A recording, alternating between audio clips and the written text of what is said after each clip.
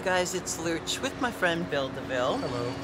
And we got the sad news this morning when we woke up that a friend of ours and of Minneapolis music had passed away, Caleb Palmiter.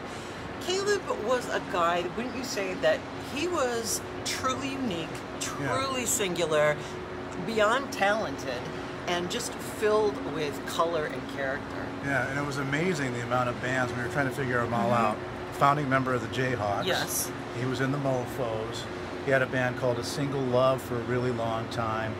He wasn't he in the Magnolias? In the Magnolias, he was in the very first incarnation of Bash and Pop with both Foley Brothers and Tommy Steve Rancig, and and he was on Saturday Night Live with them. And he was a guy. He was a left-handed guitar player. He played bass and guitar. Yeah. And he was really interesting. He worked in the coffee shop. In the building where I worked when I worked at Rev 105. Yeah. So I saw him on it daily, and we got to chatting every day about our mutual love of vintage clothing and furniture. So we decided, well, let's go into business together. Let's get a booth at Theater Antiques and make a go of it. And we were pretty serious, and we got all the stuff together, the money, the contract, and then he dipped out of town, which wasn't, so surprising, but he had some issues, and I think he struggled for a lot of his life.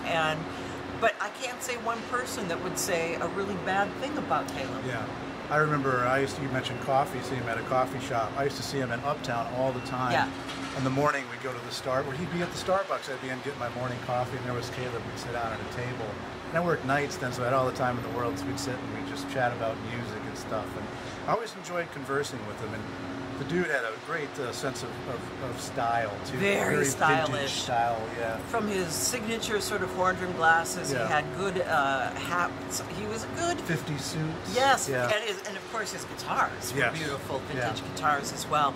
But he, it's like not unlike, and that's what's sad. It's not unlike a lot of people who have enormous talent and then also have some enormous demons. And a lot of people that I've been hearing from this morning hadn't maybe seen him in a couple years. I haven't seen him for quite a while. I would say it was 3 years ago that I last saw him, and I'm not even sure he recognized me, which was a little sad. But more details, I guess, will come out. We really don't know very much. But his imprint is on so many of our favorite local bands, and I've interviewed him in all these various incarnations, and I would have considered him a friend, too. Yeah, me as well. We'll miss him. Yeah.